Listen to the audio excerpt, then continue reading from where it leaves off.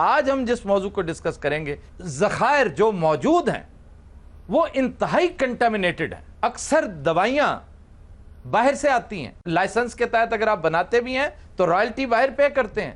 یہ آپس میں لڑائی جھگڑے کر رہے ہیں، یہ آپس میں وزارتوں پہ لڑ رہے ہیں، یہ وزارتوں کی چوائس پر لڑ رہے ہیں۔ وہ گلیشیئر جو پگھلتے چلے جا رہے ہیں، اللہ تعالیٰ کی نعمت ہے یہ کہ پانی دھڑا دھڑ آ رہا ہے اور یہ بہت دیر تک نہیں رہے گا۔ خواتین و حضرات، آج لمحہ بے فکریہ میں ہم ڈسکس کریں گے پانی کی صورتحال۔ پانی کے بارے میں دو معاملات بڑے اہم ہیں۔ ایک تو یہ کہ پانی سرے سے ناپید ہوتا جا رہا ہے۔ آج ہم جس موضوع کو ڈسکس کریں گے، ذخائر جو موجود ہیں وہ انتہائی کنٹامینیٹڈ ہیں، ملاوٹ زدہ ہیں۔ سٹیٹسٹکس بتاتے ہیں کہ اس وقت جتنے ہاسپٹلز ہیں ان کا 42% بیڈز کا آکیوپائی کر رہے ہیں وہ مریض جو پانی سے متعلق امراض میں مبتلا ہیں، اور 33% اموات کی وجہ بھی واٹر ریلیٹڈ ڈیزیزز ہیں، وہ بیماریاں جن کا تعلق پانی سے ہے۔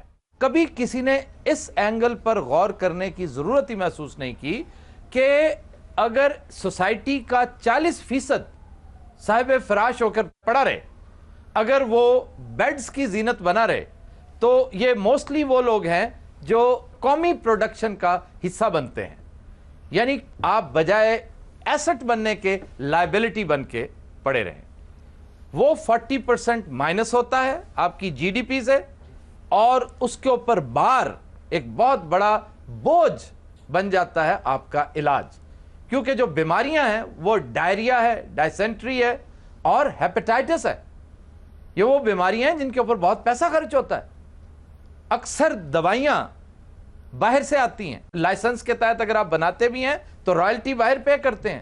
زر مبادلہ کے بہت بڑے ذخائر ملک سے باہر چلے جاتے ہیں، اور اگر آپ تخمینہ لگائیں تو سالانہ ایک بہت بڑی رقم زر کثیر اس پر خرچ ہو جاتا ہے، اور یہ وہ ہے اگر آپ اسے کمپیئر کریں تو یہ آپ کے ڈیفنس بجٹ کے قریب قریب جا پہنچتی ہے بات۔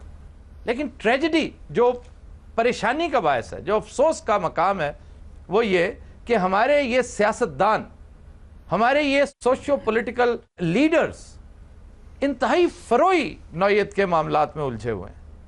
یہ آپس میں لڑائی جھگڑے کر رہے ہیں، یہ آپس میں وزارتوں پہ لڑ رہے ہیں، یہ وزارتوں کی چوائس پر لڑ رہے ہیں۔ یہ بہت کم لوگوں کو ہم نے سنا ہے پانی کے معاملات کو ڈسکس کرتے ہوئے۔ پانی کا ایک ایشو تو ہے ہی کہ پانی ختم ہوتا جا رہا ہے، لیکن وہ بھی صرف زبانی جمع خرچ ہے۔ کبھی کسی نے سنجیدگی سے اس بات پہ غور نہیں کیا کہ اگر آپ نے کالا باغ ڈیم نہیں بنانا، یہ سوچ لیا کہ نہیں بنانا، once and for all shelf کر دیا آپ نے، تو خدا را اس کا کوئی متبادل تو سوچئے۔ وہ گلیشیئر جو پگھلتے چلے جا رہے ہیں، اللہ تعالیٰ کی نعمت ہے یہ کہ پانی دھڑا دھڑ آ رہا ہے اور یہ بہت دیر تک نہیں رہے گا، یہ کچھ دیر تک یہ عیاشی رہے گی، اور بجائے اس کے کہ سیلاب میں سب کچھ بہا لے جائے، آپ کچھ نہ کچھ ایسا ضرور بندوبست کیجئے۔ گلوبل وارمنگ کے نتیجے میں جو گلیشیئرز پگھل رہے ہیں، جو پانی آ رہا ہے دھڑا دھڑ، اس کو سٹاک کرنے کی کچھ تو صحیح کریں، کچھ چھوٹے بڑے ڈیمز بنائیں، کچھ نظر آئے، لیکن اس حوالے سے بھی کوئی جو نہیں رینگتی کسی کے کان پر۔ اور جو دوسرا ایشو ہے جو ہم آج ڈسکس کر رہے ہیں، وہ سرے سے پتہ ہی نہیں ہے لوگوں کو کہ جو پانی کے ذخائر موجود ہیں وہ کنٹامینیٹڈ ہیں۔ ان چیزوں پر ایجوکیٹ کرنے کی ضرورت ہے، ہمارے لیڈرز کو کوئی توفیق نہیں ہوتی۔ Pakistan council of research in water resources کہتی ہے کہ پاکستان کا کوئی شہر ایسا نہیں جو کنٹامینیٹڈ واٹر سے محفوظ ہو۔ ہر شہر میں جو پانی موجود ہے اس کا بڑا حصہ کنٹامینیٹڈ ہے، آلودہ ہے، اس میں میٹل موجود ہے، سویج موجود ہے، اور جو سب سے خطرناک ایلیمنٹ ہے وہ انڈسٹریل ویسٹ ہے جو ان ٹریٹڈ اس پانی میں شامل ہو رہی ہے۔ اس پوری صورتحال میں فوری علاج کے طور پر ہماری درخواست اس حوالے سے حکومت سے ہے کہ نئے شہر تعمیر کیے جائیں، آبادی میں کمی کے بارے میں غور کرے، جنگی بنیادوں پر ایسے اقدامات کرے، مثلا صنعتی فضلہ اس کی ٹریٹمنٹ اور اس کے مین واٹر باڈی میں شامل ہونے کی روک تھام کرے، سوئج کی ٹریٹمنٹ کرے، اور مخصوص تعلیم و تربیت کا اہتمام کرے کہ لوگوں تک یہ پیغام پہنچے کہ ہمیں احتیاطی تدابیر کیا کرنی ہے۔ اور سب سے اہم یہ کہ پانی کی بچت یہ بھی بہت ضروری ہے۔ ہم پانی کا بے دریغ استعمال کرتے چلے جا رہے ہیں۔ نئے ڈیمز تعمیر کیے جائیں، پانی سٹاک کیا جائے جو ایک بہت بڑی نعمت کی شکل میں ضائع ہوتا چلا جا رہا ہے.